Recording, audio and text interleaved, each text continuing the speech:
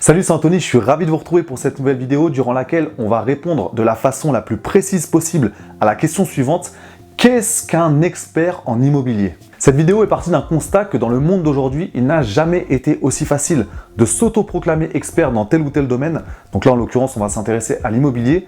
Mais que finalement, il existe une énorme différence entre s'autoproclamer expert et être réellement reconnu comme un expert. Et là, on touche vraiment aux limites du principe selon lequel il suffit de se former X semaines ou X mois pour en connaître plus que 95% des gens, qui est en partie vrai, mais finalement qui a entraîné de grosses dérives avec des personnes qui se sont prétendues experts alors qu'elles étaient loin de l'être. Alors on va mettre tout de suite les choses au clair. Personnellement, je ne me prétends pas expert parce que voilà, ça fait seulement 3 ans que j'investis réellement sur le marché de l'immobilier. Même si j'avais acheté mon premier appartement en 2010, je considère que ça fait seulement depuis 2017 que je suis vraiment à fond sur l'investissement en immobilier.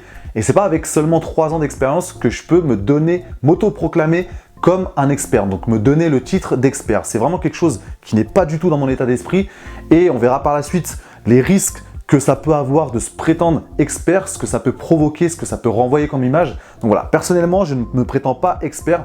Certes, j'ai acquis un petit peu d'expérience, ça fait 3 ans que je suis sur le marché de l'investissement immobilier, j'ai accueilli pas mal de locataires, donc ça me donne une petite expérience qui me donne un avantage sur des personnes qui n'ont pas encore investi, qui ne sont pas encore passées à l'action. Mais voilà, je sais que j'ai encore beaucoup de choses à apprendre, qu'il y a beaucoup de personnes qui sont largement plus avancées que moi, et je pense que c'est réellement important de rester à sa place, de savoir qui on est, sans renier les efforts qu'on a déjà entrepris, ce qu'on a déjà fait par le passé, l'expérience qu'on a déjà accumulée.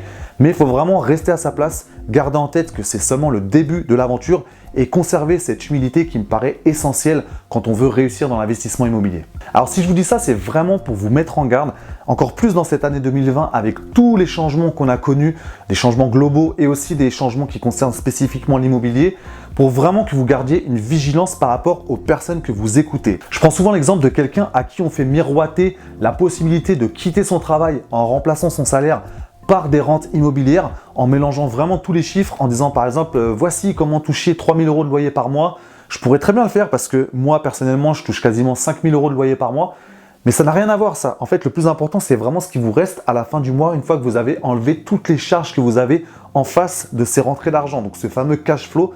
Qu'est-ce qui vous reste à la fin du mois? Parce que certes, vous pouvez avoir très bien 2 000, 3 000 € de loyer, mais si à la fin il ne vous reste plus que 500 €, on est loin de pouvoir quitter son travail pour ça. Et même le jour où vous arrivez à remplacer finalement ce salaire par votre cash flow, est-ce que vous allez réellement prendre la décision de quitter votre emploi en vivant uniquement de votre cash flow? C'est une décision, en tout cas pour ma part, j'en avais déjà parlé, mais qui me paraît énormément compliquée à prendre parce que ça implique plein de paramètres. Il faut vraiment voir la durée aussi, si sur le long terme on sera capable de ne pas regretter ce choix d'avoir quitté son emploi. Donc voilà, j'insiste vraiment sur cette vigilance à avoir, de ne pas faire confiance à n'importe qui, d'avoir toujours un libre arbitre et du bon sens pour savoir exactement quelle décision vous allez prendre et arrêter finalement de croire que dans l'immobilier tout est facile, tout est simple, tout est rose. Il y a des efforts, il y a des sacrifices, il y a vraiment du travail à effectuer. Vous avez personnellement une grosse responsabilité pour vous former, pour savoir exactement quelle décision prendre, pour vraiment prendre finalement faire les investissements les plus rentables et les plus efficaces possibles, surtout sur le long terme. Ce qui m'amène à répondre à la fameuse question, qu'est-ce qu'un expert en immobilier? Alors selon moi, selon ma propre définition, un expert immobilier a tout d'abord un certain nombre d'années d'expérience sur le terrain et surtout une qualité de cette expérience. Parce qu'il ne suffit pas d'être présent sur le terrain, il faut aussi que l'expérience soit vraiment de qualité. Donc c'est vraiment le premier critère que je garde en tête pour savoir si une personne peut être reconnue comme un expert, c'est le nombre d'années passées sur le terrain. Parce que voilà, comme je disais tout à l'heure, moi personnellement, ça fait 3 années que je suis réellement à fond sur l'investissement immobilier et je ne me considère pas du tout comme un expert parce que 3 ans pour moi c'est rien, j'ai pas assez de recul.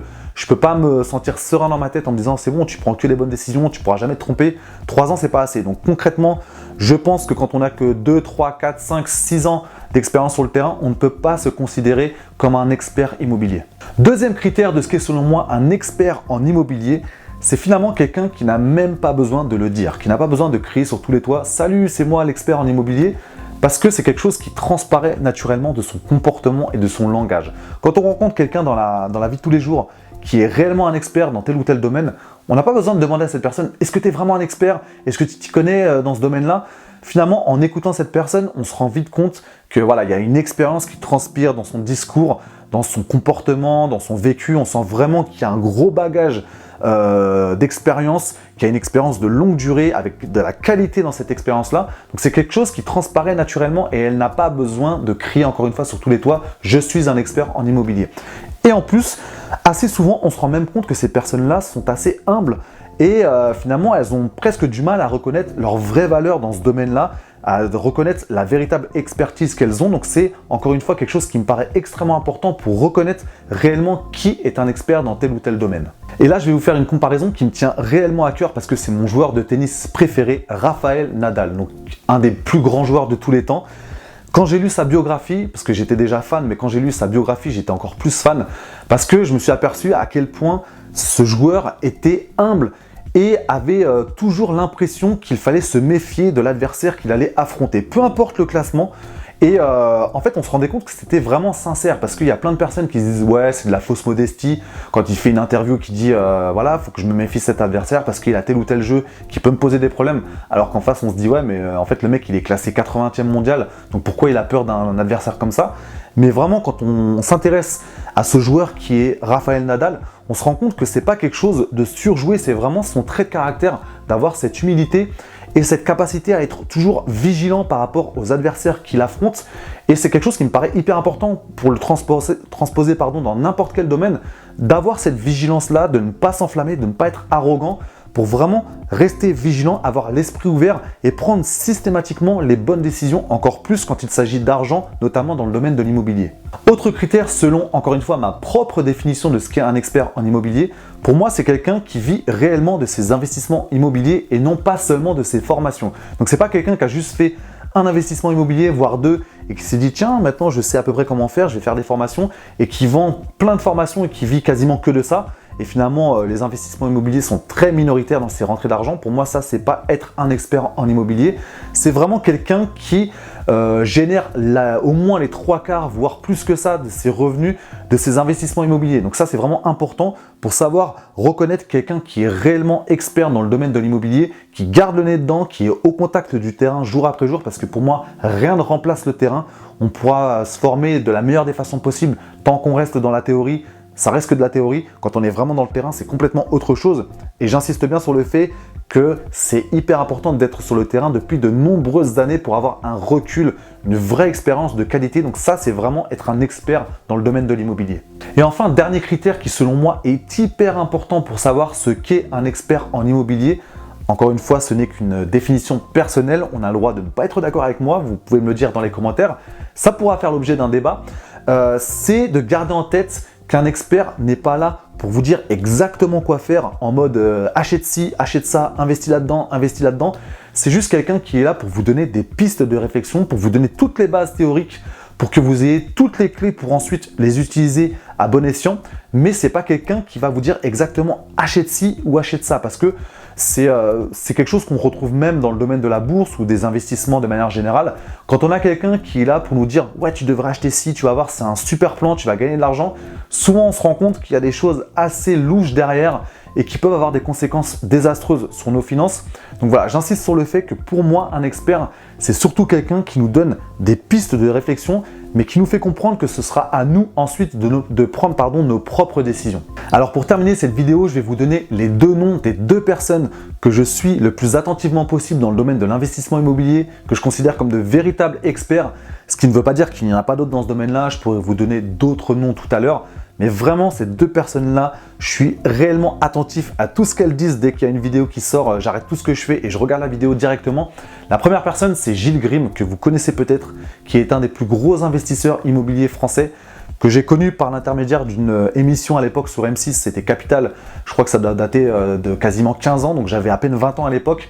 Et à ce moment-là, je me rappelle, j'étais chez mes parents, regardais l'émission, je me suis dit, c'est ça que je veux faire plus tard, je veux faire exactement comme lui. Et il est resté dans ma tête depuis toutes ces années. Et depuis quelques temps, quand j'ai vu qu'il faisait des vidéos sur internet, j'étais à fond, je regardais tout ce qu'il faisait. On n'entend pas forcément beaucoup parler de lui, il ne fait pas beaucoup de bruit. Mais dans ma vie, j'ai appris une chose importante, c'est que les personnes qui connaissent le plus de choses ne sont pas forcément les personnes qui font le plus de bruit. Donc dès qu'il sort une vidéo, je suis à fond et j'espère un jour avoir l'honneur de l'interviewer. Donc si tu regardes cette vidéo, Gilles, j'espère un jour avoir l'honneur de faire une interview avec toi. C'est réellement quelque chose qui serait hyper enrichissant pour moi et pour toutes les personnes qui regardent cette chaîne. La deuxième personne, c'est Mehdi de la chaîne Tous Nés pour Réussir. Donc Mehdi, si tu regardes cette vidéo, je te passe le bonjour. Toi aussi, je veux absolument t'interviewer prochainement. C'est vraiment quelqu'un que j'estime beaucoup par l'intermédiaire de ses vidéos parce que je trouve que l'expérience transparaît naturellement dans son discours. Je vais vous donner juste un exemple. Récemment, il a fait une vidéo sur les 10 mauvais locataires, donc les 10 profils de locataires à éviter. J'ai regardé la vidéo, je me suis dit, ok, lui, il est clairement au-dessus, il est clairement au niveau, il a tout compris. Sans se la raconter, c'est vraiment quelqu'un qui vous donne des conseils qui vont à chaque fois taper dans le mille. Parce que c'est l'expérience qui parle. Et je crois que de mémoire, tu me diras si jamais tu regardes cette vidéo, si c'est vrai, je crois qu'il a 18 ans d'expérience dans le domaine de l'investissement immobilier. Donc c'est quelqu'un qui a du recul, qui a vu beaucoup de choses, qui a vu des centaines de locataires. Et encore une fois, quand j'ai vu cette vidéo-là, j'ai pris une claque. Je me suis dit, ok, parce qu'il y a plein de choses que j'avais déjà expérimentées moi-même dans le choix des locataires, mais il m'a encore appris d'autres choses. Et je me suis dit clairement, lui, il sait exactement de quoi il parle. Donc c'est vraiment la deuxième personne que je considère comme un expert immobilier et que je suis le plus attentivement possible. Il y a aussi deux autres personnes que je suis particulièrement sur Internet dans le domaine de l'investissement immobilier. Il y a tout d'abord Hassan, le pro de l'immobilier, et également Michael Ferrari, parce que c'est deux personnes qui ont investi massivement dans l'immobilier depuis de nombreuses années, qui continuent à le faire, donc qui ont encore la tête sur le concret, qui sont sur le terrain et qui ne vivent pas forcément uniquement de leur formation ou de leur livre ou de leur séminaire. Donc c'est des gens qui savent exactement de quoi ils parlent.